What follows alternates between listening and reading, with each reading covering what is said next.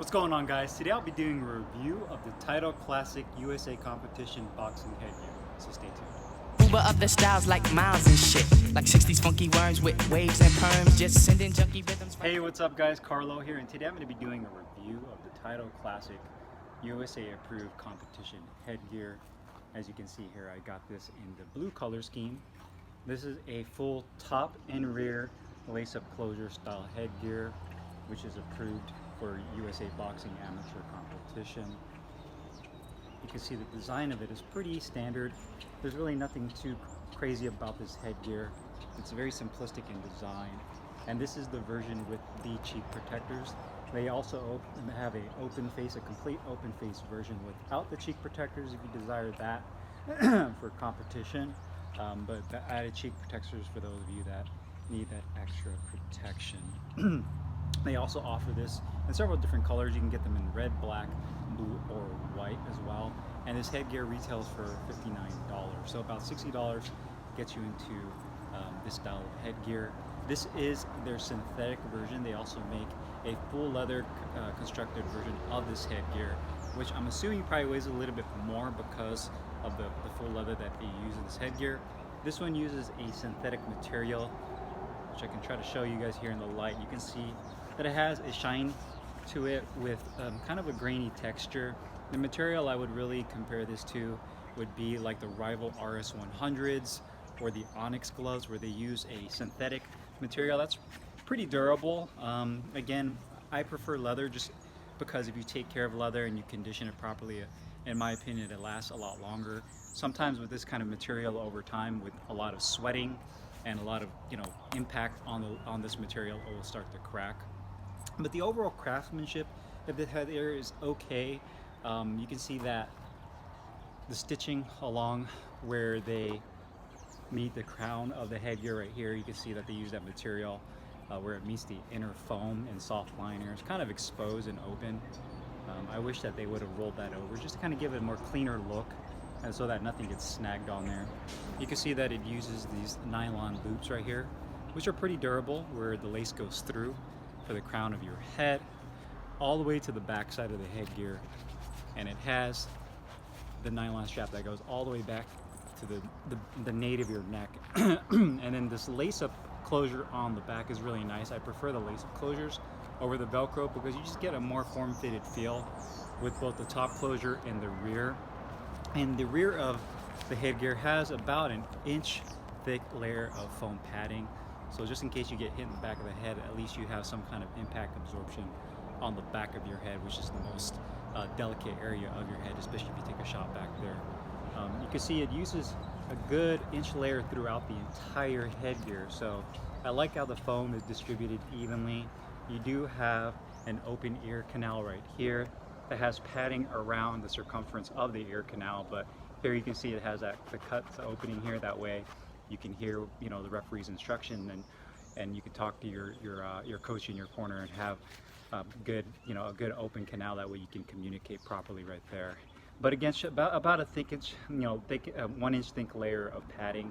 This is a 4-layer foam padding style headgear. So basically what that means is the outer layer that's going to take the actual impact of the punch is a lot more dense. You can see how dense this foam is all around the front and the cheek of the headgear.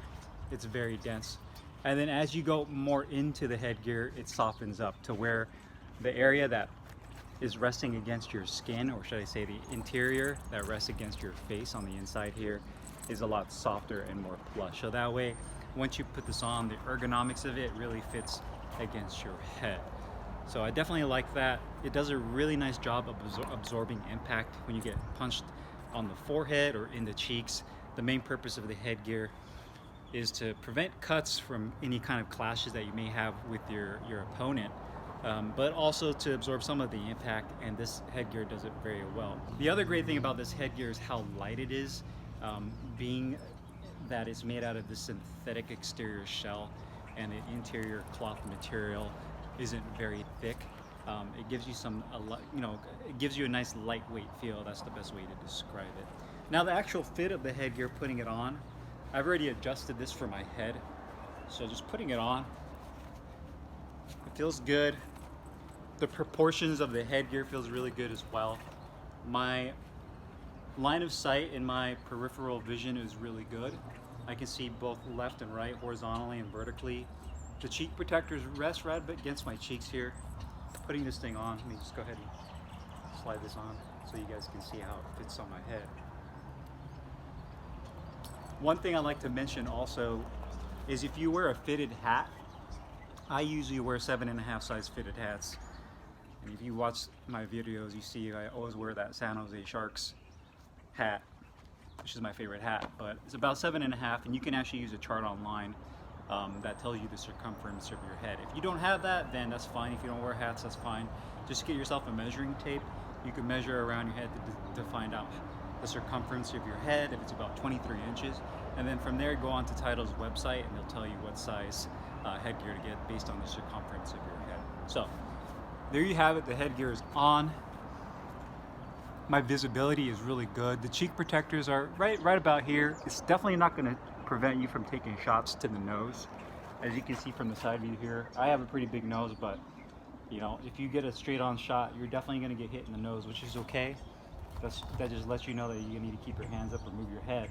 But the purpose of these cheek protectors is not to prevent you from getting hit in the nose, but prevent you from getting any kind of bruising or any cuts. So if someone comes up against your head and you guys happen to clash your heads, you don't get a cut below your eye. So that's the main thing, is to keep your brow and the area around your eye, your cheekbones, from getting hit or getting cut, should I say. So the impact is still going to be there. The force of the punch is still the same no matter if you have a headgear or not. But the purpose of the cheek protectors is so that you don't get any cuts or any kind of nasty hits against that will cause any issues. The chin strap right here is really comfortable. You can see that it's right below the chin. It's not up against my throat. I hate when headgears have the strap too far back and you feel like it's choking you. With this, you don't feel that, and it feels really secure.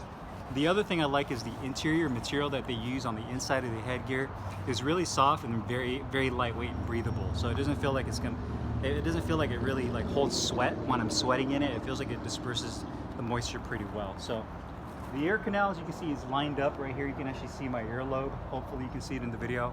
But my earlobe is lined up exactly right with this ear canal, so I don't feel any pressure on my ears. I don't feel any pressure points around my temples or my cheek.